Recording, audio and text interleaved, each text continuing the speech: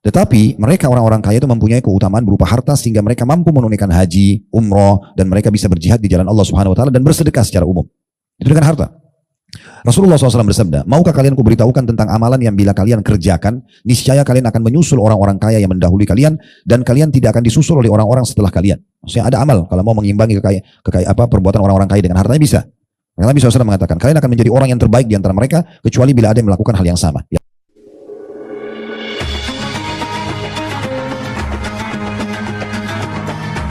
Yang subscribe, semoga hidup kaya raya, mati masuk surga. Dan pada saat beliau naik ke 7 lapis langit, beliau bertemu dengan nabi-nabi di langit pertama, langit kedua, sampai langit ke-7, yang paling tinggi beliau bertemu dengan Ibrahim AS. Beliau bertemu dengan Ibrahim AS. Nah, beliau mengatakan, waktu saya ketemu dengan Ibrahim di malam Isra itu, di langit ke-7, maka di situ Ibrahim memberikan pesan. Tentu kisahnya panjang pertemuannya, tapi ini di antara potongannya. Beliau mengatakan bahwasanya sampaikan hai Muhammad salamku kepada umatmu dan beritahukan kepada mereka kalau surga itu tanahnya bagus sekali, subur sekali, indah, melihatnya aja sudah sangat menyenangkan gitu ya, dan juga airnya tawar dan jernih, ya, bersih sekali dan nyaman untuk dipakai segala kebutuhan minum ya, kemudian menikmati berendam kaki atau yang semisalnya ya, dan tidak ada lagi masak-masak di sana. Tapi ini cukup banyak kita jelaskan di masalah surga. Insya Allah tidak ada halangan di pertemuan akan datang nanti, kalau tidak salah di poin nomor 7 itu, ada nanti bahasan tentang masalah memohon surga kepada Allah. Nanti saya akan kuatkan bahasan itu, karena itu di situ cuma ada 1 lembar, kita akan bahas nanti beberapa hadis dan bab-bab di buku Rasulullah SAW cerita tentang surga dan neraka. Nanti ada sekitar 30 bab, dan saya akan ringkaskan di 1 pertemuan untuk membahas tentang pintu gerbang surga, tentang pohon-pohonnya, pakaiannya, makanannya, istananya, bidadarinya, dan segala macam. Itu akan ada bahasan sendiri. Tapi yang jelas, penyampaian Ibrahim AS ini penting untuk kita garis bawahi, sebuah bocoran tanda kutip buat kita ya, yang tidak diketahui oleh semua orang, tentang bagaimana keadaan surga. Kita tinggal patuh saja sama Allah sampai meninggal, kita akan dapatkan semua apa yang dijanjikan. Nah, di antara ciri surga adalah sangat subur tanahnya. Namun dikatakan di sini, cuman dia itu masih kosong, istana kosongnya itu maksudnya setiap istana kita masih kosong tanahnya. Cuma tanahnya bagus sekali, indah sekali.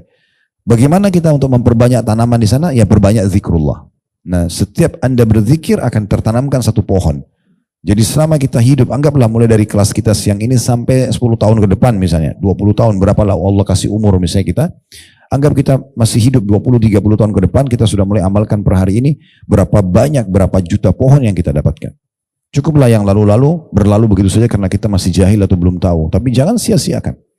Saya perlu ingatkan diri saya, Bapak Ibu sekalian, ta'lim seperti ini. Saya datang jauh-jauh ke sini, duduk, meluangkan waktu, Bapak Ibu juga meluangkan waktu, bukan hanya untuk kita seremoni atau testimoni di sini. Kita harus menyadari ini ada pesan penting. Allah Subhanahu Wa Taala yang mempertemukan kita dan memperdengarkan kepada kita keutamaan ini agar kita termasuk orang yang meraih keutamaan itu. Tidak ada gunanya Anda mengatakan, oh pengajian bagus tadi ya, sudah selesai habis itu. Apa manfaatnya? Sudah berapa kali pengajian Anda puji seperti itu, tidak ada manfaat buat pemateri, tidak ada manfaat buat Anda.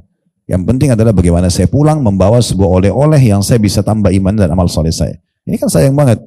Kita sudah tahu bahwasanya dengan membaca zikir seperti ini bisa menambah atau mendapatkan pohon-pohon di surga. Kenapa kita nggak perbanyak? Banyak sekali kesempatan ya. Menunggu lampu merah saja 1 menit itu 60 detik. Anda sudah bisa baca. Kalau 1 detiknya 1 kali. Subhanallah, alhamdulillah, la ilaha illallah. Anda baca punya 60 kali. Anggaplah setengahnya aja. 30 kali Anda baca. 30 pohon di surga hanya dengan nunggu lampu merah.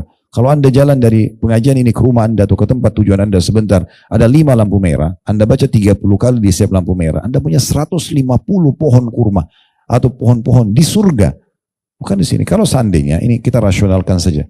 Di muka bumi ini kalau ada orang yang berkata kepada Anda, kalau Anda setiap ketemu saya, menyebutkan nama saya, guru kah, presiden kah, atau siapa saja, maka saya akan kasih 1 pohon jeruk misalnya, berbuah, di pot atau di kebun. Makin banyak kamu menyebut nama saya, maka makin banyak saya kasih. Kita biasanya lebih yakin dengan manusia, padahal ini janji dari Allah Subhanahu Wa Taala. Dan tidak ada sulitnya. Ibadah itu sebenarnya mudah. Cuma kita kadang-kadang karena mudahnya melalaikan. Ini sayang sekali. Jadi saya berharap Bapak Ibu sekalian, materi-materi kita ini sudah poin ke-6. Kita akan bahas 66 amalan pintu ke surga, buka pintu surga. Jangan lewat begitu saja nih. Yang lalu Al-Quran, oh ya, semula mulai baca Al-Quran. Ini sekarang zikir, sudah harus memperbanyak zikir. Jadi kita cukup kelalaian-kelalaian yang lalu dan sekarang kedepannya harus kita maksimalkan. Ya, seperti itu tujuan majelis ilmu. Ya. Jadi itu pelajaran pertama tentang kejadian dan mukjizat Allah SWT kepada Nabi Muhammad SAW tentang Isra dan Mi'raj. Kejadian kedua, bahwasanya ruh-ruh itu hidup. Ya. Jadi di mata kita, orang meninggal pada saat ruhnya keluar. Jasadnya tidak bisa bergerak lagi, tapi ruh itu selalu ada. Selalu hidup dan hidup di alam barzah. Ya. Nabi-nabi mulia. Ada nabi-nabi pilihan Allah tempatkan di langit. Ya. Langit ke-7 ada Ibrahim, langit ke-6 ada Musa, kemudian ada langit ke-5 ada Idris, ada yang ke-4 Harun, begitu ya. Nabi-nabi itu ada. Ya. Ada Nabi Isa. Ya. Mereka itu ada di langit-langit tersebut dan kita imani apa adanya. Jadi ruh-ruh nabi-nabi itu semuanya ada. Dan kata Nabi Muhammad SAW, siapa yang membaca salawat kepadaku, maka akan dihantarkan kepadaku. Akan sampai kepada beliau, akan diantarkan kepada Nabi SAW. Berarti beliau tahu siapa umat yang mengucapkan salam. Karena ruh itu hidup. Dan memang kita hanya merasakan mati satu kali. Sebagaimana Allah berfirman dalam Al-Quran, La yadhukunal mauta illa mautatal ula. Semua manusia, makhluk tidak akan merasakan mati kecuali yang satu saja. Mati berpisah dari dunia menuju ke alam akhirat sana. Menuju kepada kehidupan abadi. Jadi kematian sebenarnya adalah awal dari segalanya bagi orang mukmin. Kalau orang muslim meninggal itu sebenarnya kebahagiaan buat dia. Karena itu awal pintu yang terbuka untuk menuju kepada kehidupan abadi. Nggak ada kematian lagi. Sekali meninggal dalam keadaan Islam masuk surga sekali, selamanya masuk surga. Makanya selalu Allah ikutkan Al-Quran di dalam Al-Quran tentang surga khalidina fiha, kekal selamanya, kekal selamanya. Kekal artinya sekali kita dapat nggak akan berubah. Kepemilikan di dunia sementara. Di dunia semua sementara. Anda punya sertifikat tanah, rumah, BPKB kendaraan ya, misalnya BPKB kita, apa aja, handphone, baju, ini semua sementara. Kita meninggal sudah jadi hak orang lain, hak waris. Gak ada yang kita bawa ke kuburan. Tapi di surga nanti dulu itulah kepemilikan abadi. Sayangnya kita banyak peduli dengan yang akan kita tinggalkan dan kita lupa akhirat sana. Yang kita akan miliki abadi. Sebagai contoh misalnya bab sedekah. Ya, Nabi SAW pernah berkata kepada para sahabatnya, sesungguhnya harta kalian yang sebenarnya adalah yang kalian sedekahkan semasa hidup kalian. Karena itu dibawa kepada akhirat sana. Kita akan lihat harta tersebut dalam bentuk balasan di surga. Dan harta yang bukan milik kalian adalah yang kalian tinggalkan buat ahli waris. Kita taruh di tabungan, meninggal akhirnya mereka yang menikmatinya. Kita tidak menikmati karena kita tidak sedekah, tidak bantu jihad kayak teman-teman Palestina, tidak bangun masjid, tidak segala macam. Itu sayang banget. Ya. Makanya kita harus memahami baik-baik kaidah-kaidah syar'i seperti ini. Kemudian selanjutnya yang ketiga, bagaimana disebutkan di sini cirinya? Maaf, tadi masih ada tambahan yang kedua, bahwasanya ruh para nabi-nabi itu hidup dan ruh itu hidup secara umum semuanya setelah meninggal, walaupun jasadnya sudah tidak bergerak lagi. Ya. Kemudian pelajaran yang ketiga adalah bagaimana Nabi Ibrahim alaihissalam, dan ini faktanya dan datanya memang seperti itu. Karena kita orang-orang muslimin landasannya adalah beriman. Beliau mengirimkan salam buat kita semua, dan ini salam ini berlaku sampai hari kiamat.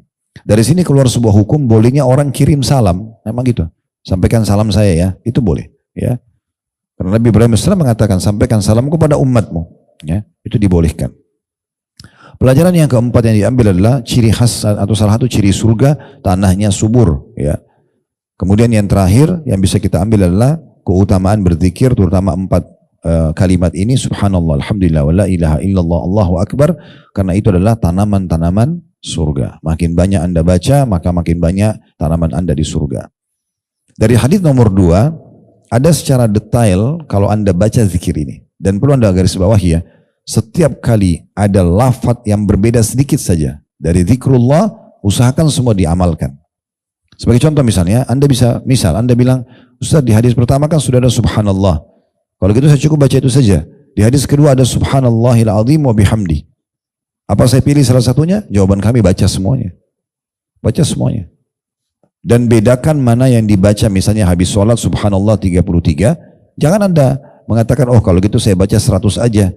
Toh 33 bisa masuk di 100 karena tadi ada hadis yang Ustaz sebutkan masalah 100. Enggak, baca 133. Gitu kan?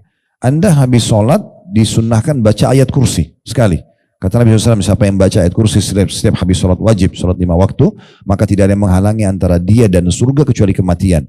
Tapi kalau pagi ada zikir pagi, dimulai juga dengan ayat kursi. Apakah cukup baca sekali? Anda baca 2 kali. Ya. Baca 2 kali. Ada hadis yang menyebutkan tentang misalnya Siapa yang membaca salawat kepadaku sekali, maka Allah akan membacakan salawat kepadanya 10 kali. Pertanyaannya kalau dalam majelis begini, berapa kali kita bilang Nabi SAW, Nabi SAW. Apakah saya baca sekali atau setiap disebutkan nama Nabi saya sebutkan? Nah, setiap nama Nabi disebutkan. Kenapa? Kalau satu kali baca salawat dapat 10 kali salam dari Allah, dalam majelis begini kita bisa ulangi misalnya 50 kali. Kenapa kita nggak dapat yang 500 aja? Kan gitu. Karena 10 kali 50, 500 kan gitu. Kenapa hanya dapat 10? Kan itu contohnya. Jadi jangan sampai syaitan masuk di bab itu, pintu itu, sehingga membuat kita lalai dari meraih banyak pahala gitu ya. Jadi hadits nomor 2 memang ada perbedaan lafaz. Jadi artinya Bapak Ibu baca subhanallah, alhamdulillah, la ilaha illallah, Allahu akbar, ini ada pohon sendiri yang akan diberikan di surga. Berapa jumlahnya ya dan segala macam itu dijelaskan di hadits nomor 3 tadi. Hadits nomor 3 nanti akan kita masuk ke hadits itu ya. Insya Allah sebentar, karena di hadits nomor 3 itu dijelaskan kalau subhanallah, alhamdulillah, la ilaha illallah, Allahu akbar akan ditanamkan untuk mewahai Abu Hurairah sebuah pohon di dalam surga dari setiap kalimatnya. Artinya subhanallahnya satu pohon kurma, ya alhamdulillah satu pohon, maaf bukan disebutkan kurma situ, satu pohon. Kemudian alhamdulillah satu pohon, la ilaha illallah satu pohon, Allahu akbar. Berarti subhanallah, alhamdulillah, la ilaha illallah, Allahu akbar itu adalah 4 pohon. Kalau Anda baca 10 kali 40 pohon. Anda baca ya 100 kali berarti Anda tinggal hitung akumulasinya gitu ya. Ini keutamaan yang sangat besar. Jadi ada memang lafaz subhanallahil azim wa bihamdi ya. Ini termasuk yang dibaca sekali saja akan mendapatkan pohon kurma di surga. Dan pelajaran yang lain ya, selain ini pelajaran tambahan ya di hadits nomor 2, baik kita tambahkan di faedah tadi atau kita khususkan faedah sendiri di hadits nomor 2. Faedah pertamanya adalah tentang masalah keutamaan zikir subhanallahil azim wa bihamdi yang kalau dibaca akan mendapatkan pohon di surga atau pohon kurma di surga. Pelajaran yang kedua, adanya ya, buah-buahan di surga. Nanti akan kita jelaskan di pengaratan lebih panjang lebar insya Allah di masalah bahasan surga. Tapi ini hanya sama dari sisi nama saja. Kalau Anda baca surah Ar-Rahman ada disebutkan tentang buah delima, buah kurma ya. Dalam surah Al-Waqiah ada pisang di surga gitu ya. Disebutkan buah-buahan ini ya.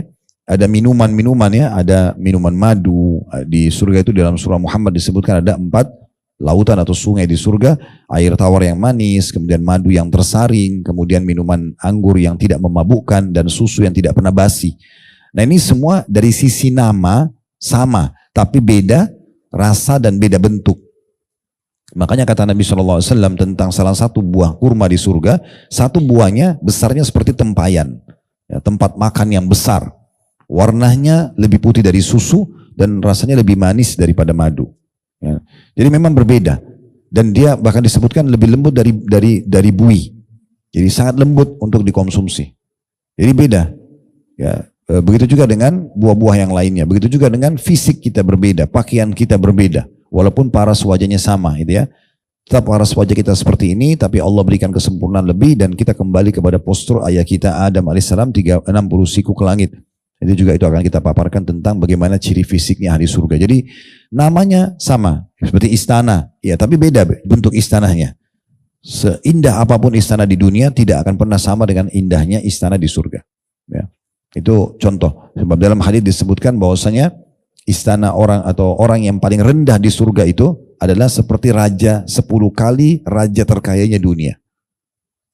Raja terkaya dunia Nabi Sulaiman alaihissalam, tidak ada di atasnya beliau. Ya. Maka 10 kalinya itu orang terendah di surga. Bagaimana orang yang pertengahan, bagaimana orang yang sangat tinggi derajatnya. Itu tentu penentuannya dari tangan Anda masing-masing. Mau giat gak beribadah? Mau bertobat dan meninggalkan dosa gak? Sehingga akhirnya kita bisa dapat derajat-derajat yang tinggi itu. Mumpung masih hidup. Ya, seperti itu gambarannya. Kemudian hadis nomor 3, ada pelajaran kita bisa ambil. Yang pertama adalah keutamaan Nabi SAW dan bagaimana pedulinya beliau terhadap umatnya dan sahabatnya. Nabi SAW tidak pernah melewatkan momentum Bapak Ibu sekalian yang dimana beliau bisa memotivasi sahabat dan menambahkan informasi positif untuk mereka atau menegur mereka kalau berbuat salah. Tidak pernah Nabi sia-siakan itu. Sekarang di sini contohnya Abu Hurairah sedang menanam. Kita bayangkan kalau kita sedang hadir di masa itu, Abu Hurairah sedang tanam pohon dan tidak ada hubungannya sama hukum agama gitu ya. Tapi Nabi nggak sia-siakan itu. Udah, kalau kita lewat ada orang lagi nanam pohon, nanam pohon, sudah kita lewat. Kita kan anggap itu biasa. Tapi Nabi SAW menggunakan itu momentum untuk menyampaikan kepada Abu Hurairah informasi tentang surga. Karena kebetulan dia nggak mungkin tanam pohon kecuali dia lagi suka pohon itu kan gitu. Maka disampaikan oleh Nabi SAW tentang masalah Ada pohon-pohon di surga loh dengan cara baca zikir seperti ini misal. Nah ini metode yang sangat baik dan menarik ya. Jadi kalau ada teman-teman Anda, kerabat Anda punya anak-anak di rumah, pasangan hidup melakukan perbuatan positif, dukung mereka. Dukung, kasih dukungan positif, Masya Allah bagus gini ya, semoga istiqomah dan segala macam. Karena dukungan kita ini bisa saja menjadi motivasi buat dia dan akhirnya kita raih pahala juga dari perbuatan dia. Betul juga kalau dia berbuat salah maka kita ingatkan ya. Kita ingatkan apakah kekurangan dari ibadah supaya dia sempurnakan atau dia buat maksiat supaya dia bertaubat. Nah ini semua pelajaran penting yang bisa ambil dari sikap Nabi Muhammad SAW dalam menegur Abu Hurairah. Pelajaran kedua, Abu Hurairah ini ya, tentang Abu Hurairah. Abu Hurairah ini seorang sahabat Nabi yang sebenarnya masuk Islam agak telat ya. Tetapi orangnya sangat rajin. Sangat rajin. Beberapa waktu sebelum Nabi SAW meninggal beliau masuk Islam. Tapi beliau termasuk laki-laki yang paling banyak meriwayatkan hadis. Ya. Ribuan hadis beliau ambil dari Nabi SAW karena memang tiap hari bersama Nabi. Tiap hari dia menukil dari Nabi SAW apa yang Nabi sampaikan kepada beliau. Sehingga akhirnya beliau menjadi perawi hadis dari kalangan laki-laki yang terbanyak. Ya, bahkan jumlah hadis yang diriwayatkan Abu Hurairah mengalahkan hadis yang diriwayatkan oleh Aisyah radhiyallahu anha yang merupakan istri Nabi SAW. Ini menandakan Bapak Ibu sekalian tidak ada kata terlambat untuk belajar. Jangan bilang, oh saya baru hijrah kemarin. Nah itu nggak ada urusan. Oh hijrah kemarin. Berapa banyak orang baru hijrah kemarin, baru seminggu sebulan lebih baik daripada orang yang tadinya memang tidak hijrah dari awal, sudah lahir dalam keadaan Islam atau bahkan sudah coba menjaga gitu ya. Yang penting sekarang Allah melihat upaya kita. Nah, orang yang berupaya Allah akan berikan keberkahan. Jadi tidak ada kata terlambat ya dari hidup Abu Hurairah. Dan nama beliau adalah Abdurrahman ibn Sakhr. Abdurrahman ibn Sakhr radhiyallahu anhu, julukannya Abu Hurairah atau Abu Hirrah. Ini pernah kami jelaskan panjang lebar di serial Sahabat, Tabligh Akbar serial Sahabat Abu Hurairah. Kami sarankan Bapak Ibu sekalian masuk ke media kami di Khalid Basalma Official, download semuanya itu. Ya, di-download kisah-kisah sahabat. Sudah lebih dari 50 orang sahabat kami bedah. Biografinya, ya keutamaannya, cerita masuk Islamnya kalau memang dia dari non-muslim, kemudian bagaimana perjuangannya dalam Islam, bagaimana dia istiqomah, itu di-download dan dengarkan. Ya. Dulu di flash disk atau di hard disk, colok aja di mobil. Jadi bisa nyala setiap starter mobil, nyala lagi, bersambung lagi. Mendengar cerita itu penting ya. Kami juga sudah kembangkan di Blok M dan kami ajak Bapak Ibu yang belum hadir setiap Sabtu kedua. Habis duhur, antara duhur ke asar. Memang agak ramai masjidnya, bisa 10.000. Masya Allah orang yang hadir penuh. Karena memang masjid menampung sampai 10.000 sampai 12 ribuan sekarang setelah perluasan gitu ya. Tetapi memang keutamaan majelis ilmu itu beda. Makin ramai orang datang kita juga makin semangat gitu ya. Nah itu ada kita bedah. Kalau nggak bisa sempat hadir di masjidnya bisa dengarkan online-nya. Buat catatan saja, note dia setiap Sabtu pekan kedua. Hadis duhur antara duhur ke asar. Nah itu sekarang kami selang-selingkan antara serial sahabat sama serial nabi-nabi. Ya, nanti insya Allah ini di bulan Agustus kita akan masuk di pekan kedua serial Nabi keempat. Nabi Hud alaihissalam. Setelah sebelumnya kita bahas Nabi Adam, Nabi Idris, Nabi Nuh dan kita akan masuk ke Nabi Hud. Dan ini penting ya, karena tidak semua, saya lihat teman-teman kita ini membahas tentang masalah mereka secara detail. Namanya, kalau ada nama istrinya, anak-anaknya, bagaimana dakwahnya, kemudian bagaimana perjuangannya, siapa saja, atau bagaimana penolakan yang terjadi, bagaimana akhir daripada hukuman Allah kepada umatnya yang membangkang dan seterusnya. Ini bisa diambil pelajaran. Nah Abu Hurairah ini salah satu tokoh sahabat yang sudah kami bedah. Kalau Bapak Ibu mau lebih jauh dengar tentang orang ini yang mulia ini, maka Anda bisa dengarkan di serial kami. 2,5 jam. Rata-rata 2,5 jam sampai 3 jam kita bahas tentang serial sahabat dan nabi-nabi ini. Itu selalu kami mulai 12:30, selesai di azan asar. Gitu ya. Nah itu cuman kadang-kadang ada cuma 2-3 pertanyaan. Sisanya semua materi padat sekali. Download, dengarkan anak-anak. Ya, bagikan kepada teman-teman, di share. Yang penting ambil langsung dari media kami setelah kami angkat, karena itu sudah melalui proses edit, maka Anda boleh gratis bagikan kepada orang-orang. Jadikan sebagai materi penambahan iman kita. Pelajaran ketiga yang bisa diambil adalah keutamaan orang yang menanam tanaman. Ya, ini juga ada keutamaan sendiri ya Bapak Ibu sekalian. Karena kata Nabi SAW tidak ada seorang muslim yang menanam satu pohon saja. Satu pohon di dunia, pohon apa saja. Penghijauan lah kalau kita ya, ada program pemerintah itu bagus banget tuh, pohon apa saja. Kemudian diambil manfaat dari pohon tersebut dari jin, manusia, hewan-hewan, serangga, burung, kecuali akan menjadi pahala untuknya.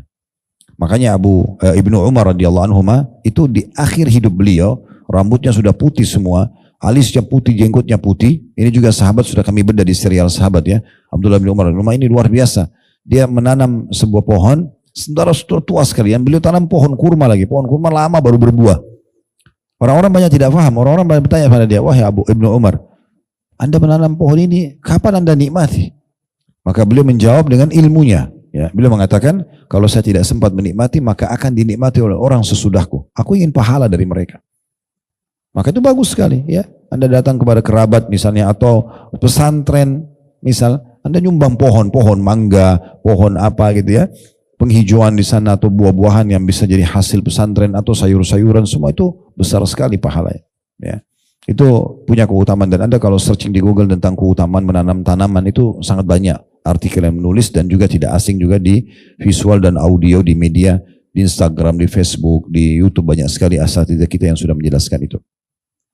Pelajaran keempat yang bisa diambil adalah keutamaan subhanallah, alhamdulillah, wa la ilaha illallah, Allahu akbar, karena setiap potongan kalimatnya, subhanallah berdiri sendiri akan dapat satu pohon, walhamdulillah dapat satu pohon, wa la ilaha illallah satu pohon, wa Allahu akbar juga satu pohon, dan ini semua di surga.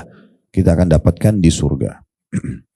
Baik, kita masuk sekarang di masih masalah zikir, keutamaan zikir pada kondisi tertentu. Terdapat pula beberapa hadis yang menjelaskan keutamaan zikir-zikir pada kondisi-kondisi tertentu. Di antaranya adalah sebagai berikut. Poin A-nya, mengucapkan tasbih, subhanallah, tahmid, alhamdulillah, dan takbir Allah Akbar setelah sholat wajib. Dan ketika hendak pergi tidur. Nah, habis sholat banyak orang amalkan. Itu pun kadang-kadang masih dengar bisikan syaitan, ditinggalkan sama dia. Nah, nanti aja di mobil deh, nanti di jalan baca subhanallah, alhamdulillah, Allah Akbar. Padahal sebenarnya dia lupa. Kalau dia sudah berdiri aja, syaitan akan sibukkan dia dan lupa. Kenapa enggak duduk dulu selesaikan? Subhanallah, alhamdulillah, Allah Akbar. Itu baca 33 kali masing-masing. Dan ini juga dibaca sama sebelum tidur. Ini haditsnya mulia sekali. Ya, saya harap hadits ini setelah kita baca Bapak Ibu sekalian, tolong direnungi baik-baik dan diamalkan. Ilmu itu akan punya berkah kalau diamalkan. Dan dalam mengamalkan dipaksakan. Harus dipaksa dibuatin program. Mulai malam ini, hari ini, habis sholat saya akan baca zikir subhanallah, alhamdulillah, Allah Akbar. Dan sebelum tidur, kalau perlu buat alarm atau pengingat di handphone kita, sebelum tidur harus baca ini. Ya. Nah, ini keutamaan besar sekali. Coba kita lihat ya. Dari Abu Hurairah radhiyallahu anhu, ini masih sahabat tadi yang sempat kita singgung ya. Beliau berkata, "Ja'al fuqara'u ila Nabi sallallahu alaihi wasallam faqalu dhahaba ahlud duthuri minal amwali bid darajatil ula wan na'imil muqim. Yusalluna kama nusalli wa yasumuna kama nasum wa lahum fadlu min amwalin yahujjuna biha wa ya'tamiruna wa yujahiduna wa yatasaddaqun." Faqala ala uhaddithukum bima in akhadtum bihi adraktum man sabaqakum wa lam yudrikkum ahadun ba'dakum. وكنتم خير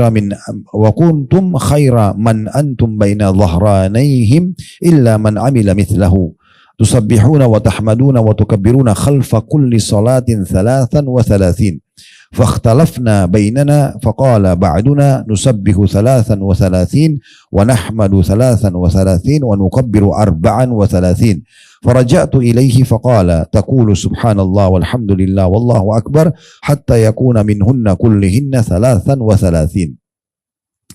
Orang-orang fakir, kata Abu Hurairah, dia cerita tentang keadaan pada saat itu ya, waktu Nabi SAW masih hidup. Orang-orang fakir mendatangi Nabi SAW, lalu mereka berkata begini, para ahli dusur, maksudnya orang-orang yang kaya, pergi dengan membawa derajat yang tinggi dan kenikmatan yang abadi. Maksudnya mereka dengan hartanya bisa membeli surga, suka sedekah dan seterusnya, dapat derajat tinggi di surga. Karena mereka miskin, mereka nggak punya harta. Jadi mereka melihat poin ini luput dari orang-orang miskin itu. Mereka, kata orang-orang miskin ini tentang orang kaya, mereka mengerjakan sholat sebagaimana halnya kami mengerjakan. Artinya sama-sama dapat pahala sholat.